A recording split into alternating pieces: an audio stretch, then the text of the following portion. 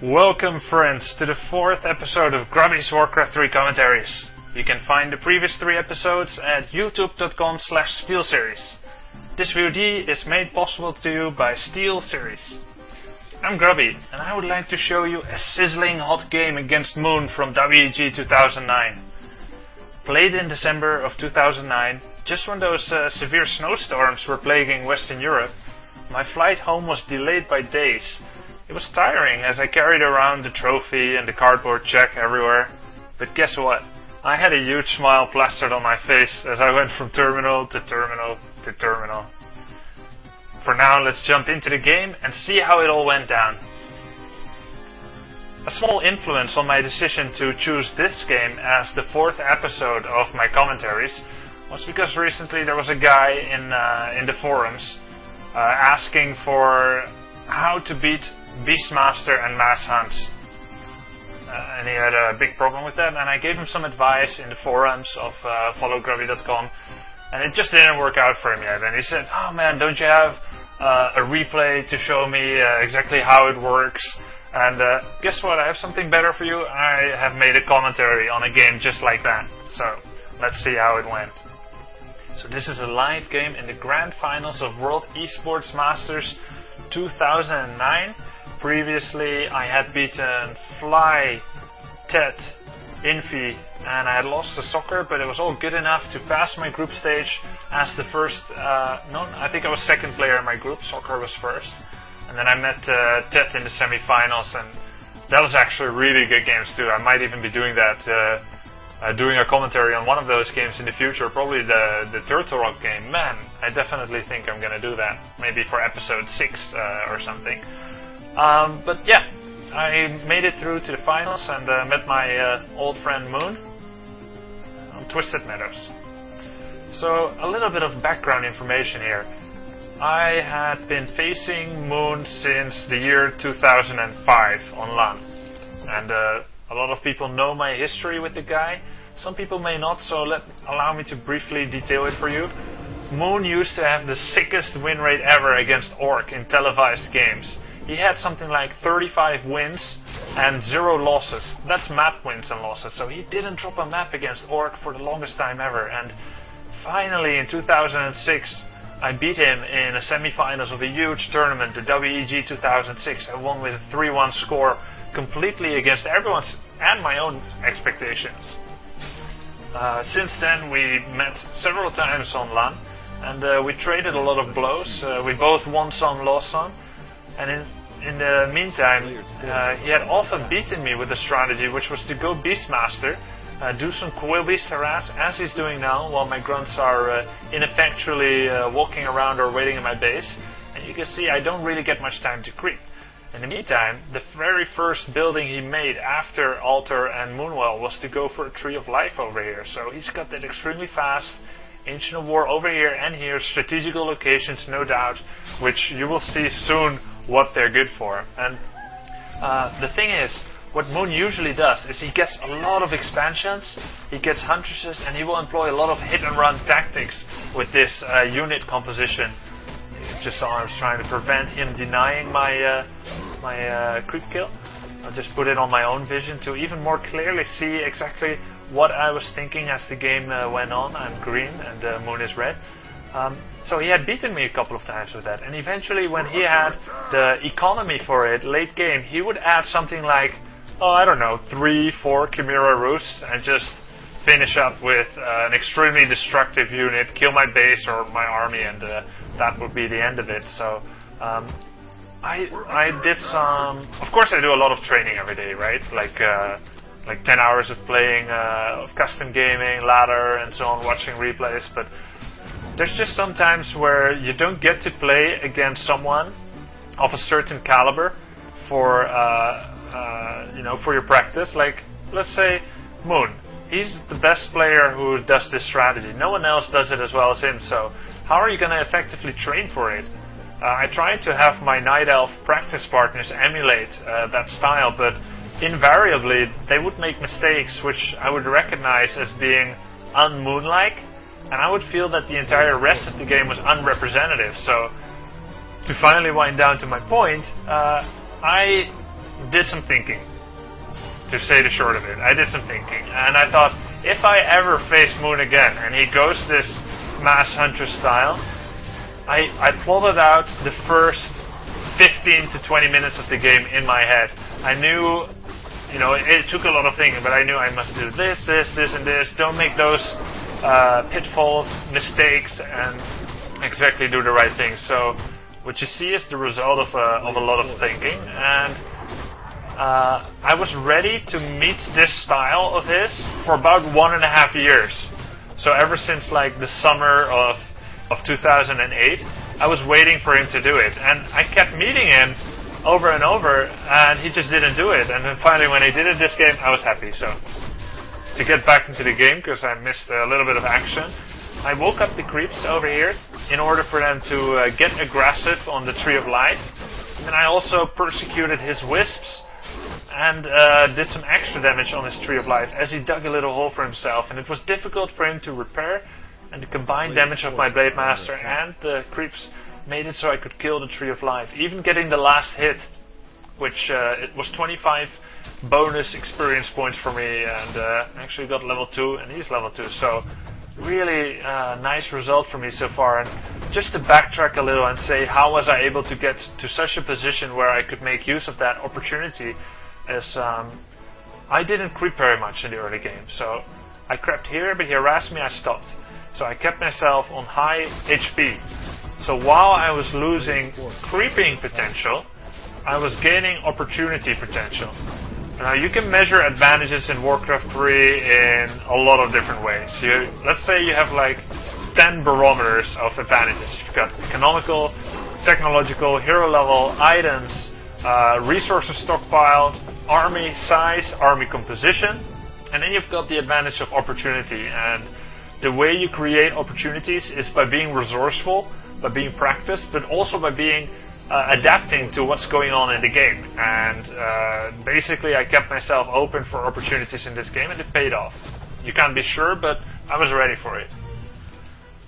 So what I'm doing here is I'm abusing the AI of the creeps. It's always very good to find the best way of creeping certain camps, and if you lure these creeps away and then make them come back and then catch them on the way back, so not before they all go home, this rock golem will not use his mana to throw boulders on you. So there's a little bonus which makes you get less damage from that, so a little bit of efficiency. In the meantime, he's going for my base.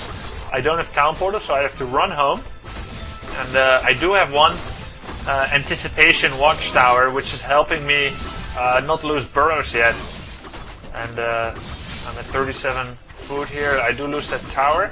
This Huntress will be dying. That's one Huntress for one tower. Now he's got the shop. I will be able to kill a second Huntress, which gives me pretty good XP, and he kills a burrow. So he also uses a town portal, and I didn't. So overall, not too bad for me. I lost a peon as well. I'm satisfied with that exchange, and it wouldn't have been as advantageous as if I wouldn't have had that watchtower over there. So I do recommend against this style, this mass Huntress style. They don't have any piercing damage, they don't have magic damage. It's good to get watchtowers. So I had one. I would recommend getting 2 or maybe even 3, and you may be seeing me do this later in this game, because it's extremely important for your base to be safe against this kind of hit and run style. If it's not safe, you're just going to end up playing your opponent's game. It's like, oh, I gotta run home and defend, oh, I gotta run home and defend. And in the end, you will get nothing done, and your opponent's expansions will multiply like the Hydralisk of the mythology, where you cut off the head. 2 for every 1 you killed. So prep this camp over here. Do make sure that I have both the speed scroll and enough heal salves, and also a scroll of town portal, just in case he enters my base with an overwhelming force. And you see, he reached his target, which is level 3. At this point, he wants to focus mainly on expanding and harassing my base. Doesn't have enough money for a town portal right now, so he is forced to go home. He's making this look like a town portal. It was actually just a scroll, staff of teleportation, but it did the trick. It made me go away, and I realized that this is not such a bad fight for me. Although if we fight all the way to the end, he might be the victor. I decided to kill some units, and then I always have the option to run away or town portal. But the scroll of the beast is helping a lot. You always gotta try to use that when there's no wisps nearby. If you have even a few seconds of usage of Scroll of the Beast, use it, because it's not gonna be useful infinitely. And now he overstretched a little, kept in the fight, although he had nothing to save himself, and I get a nice little Beastmaster kill. Pretty perfect result for me so far, as he tries to chase down this Raider and this one, and I'm just taking them out of the fight really nicely, even getting another ensnare there. That Huntress goes down. So, yeah, I mean, I hate to say it, actually I don't, but pretty perfect play so far with all these Raiders escaping, and that's just going to help so much, because later, with one heal solve, it's basically like you have a brand new Raider. I did send them all at home, so I'm just going to have one Raider with me, and he doesn't kill that one. He wouldn't have killed it with one hit, so that's okay. Raider's faster. Now I come in here with the one Raider, trying to kill this Tree of Life, and then Town Portal out. Notice how I'm just investing in watchtowers, items, and staying at 50 food. Getting as much wisp as possible, and taking down his tree. And normally you want to TP immediately, but this isn't normally. He doesn't have a Beastmaster yet, so I can actually make use of this situation to even kill some Huntresses. I don't need to Town Portal yet, so even this Raider is getting away. He gets one more hit with the Grubbies, but 16 HP Raider must be really frustrating for him. And I'm really using the fact here that he doesn't have any Dryads to slow down my units, and using that to my advantage. So he's about to surround that Raider, just gets away. Do get that ensnare there as he tries to get us around. I have to make sure that he can get away. And I kill that Huntress. I speed scroll away, and again I get away with 5 HP. Really nice, and I'm actually saving them up over here. Because one thing that Nidos could do is to make a Quillbeast, send it to the Orc base, and just put it here. Don't look at it again. You're probably too busy doing other things. But you have a very good chance that there's like a couple of Raiders here, and they auto-acquire each other's targets. The Raiders, foolish but brave, try to fight the Quillbeast, and you could just end up netting yourself 3 Raider kills like that. So, nice little something to do for the elves among you who could be frustrated by this kind of saving Raiders tactics. And that's why I'm trying to anticipate that and bring them to a safe place. Trying to snipe the Beastmaster over there, but he had a heal scroll. Expensive trick to save yourself with a heal scroll. Ideally you want to use it, of course, for massive amounts of units. There's no limit on the amount of units that a heal scroll can heal. The only limit is that you need to be nearby, and he needed to use it now to save his beast, so that's a very nice inefficiency. Nice for me, not nice for him. Notice how I killed that grunt over there myself to deny him getting experience. It was surely gonna die, so I rather killed myself, denying him that 60 XP.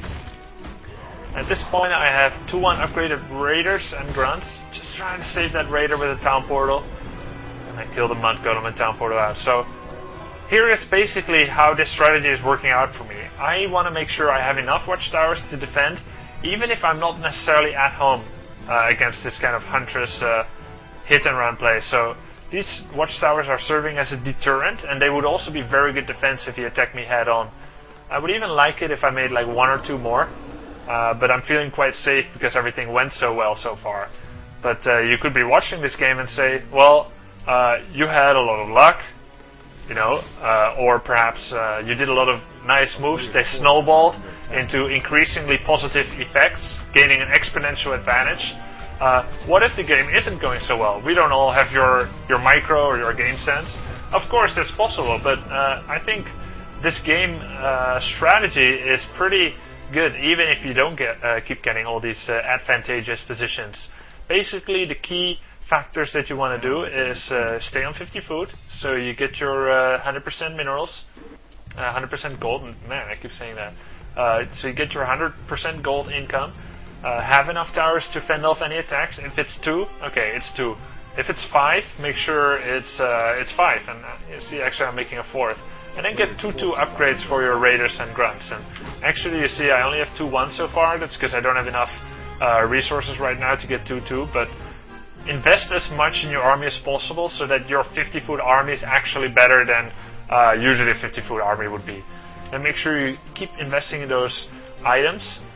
So you're even more effective, once again, more efficient with that 50-foot army, because let me tell you something, it's really hard taking an expansion against this style of play from Elf.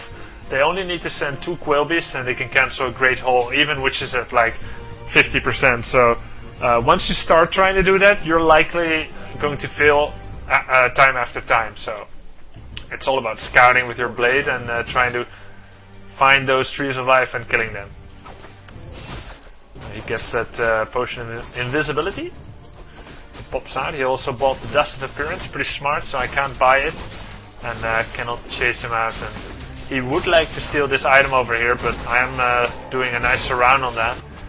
Look, normally this would have worked against me 2 years ago. He would be like doing a lot of damage, but with that many towers, there's just nothing to gain for him there, and it makes me feel really, really nice, really safe and cuddly.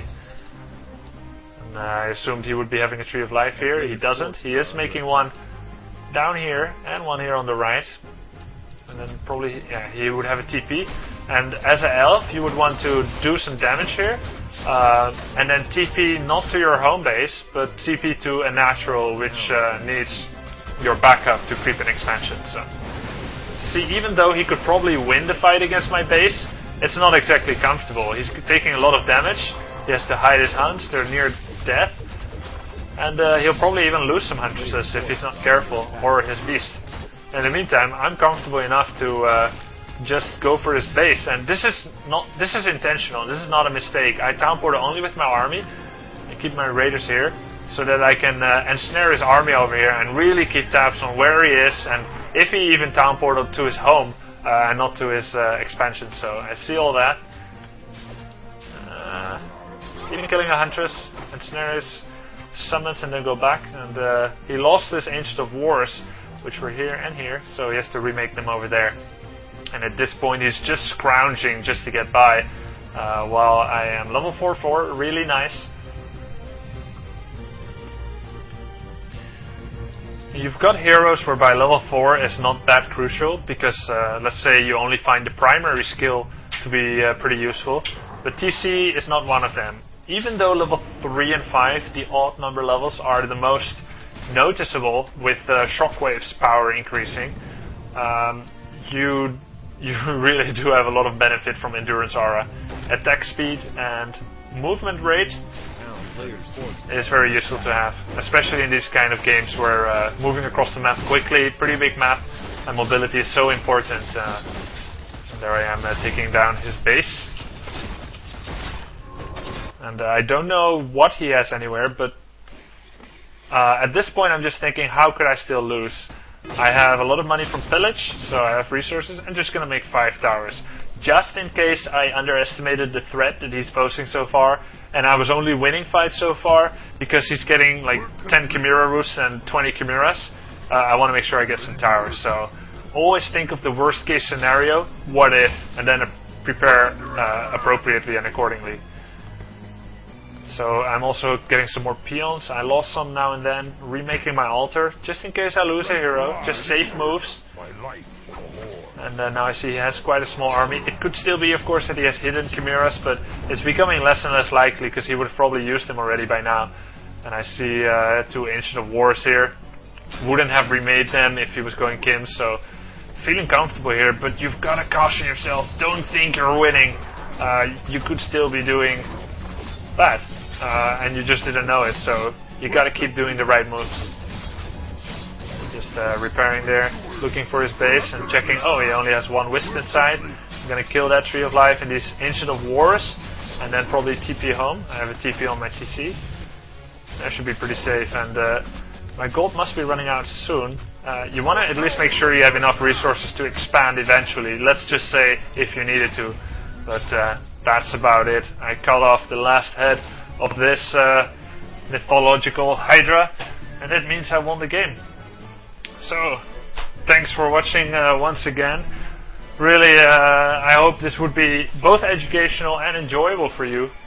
It was definitely nice for me that I got to use this strategy, which I had prepared so long ago. 18 months I was waiting, and when he did it in the first map of this best of 3, I just felt really good, and I knew what moves I had to do, and preparation really is useful in that regard. So, well guys, if you want to thank me, of course you can make me happy by sharing this video with your friends. The more people that see it, the warmer feeling I will get in my little orc heart. And you can also follow me on followgrubby.com, and I will see you in the next episode.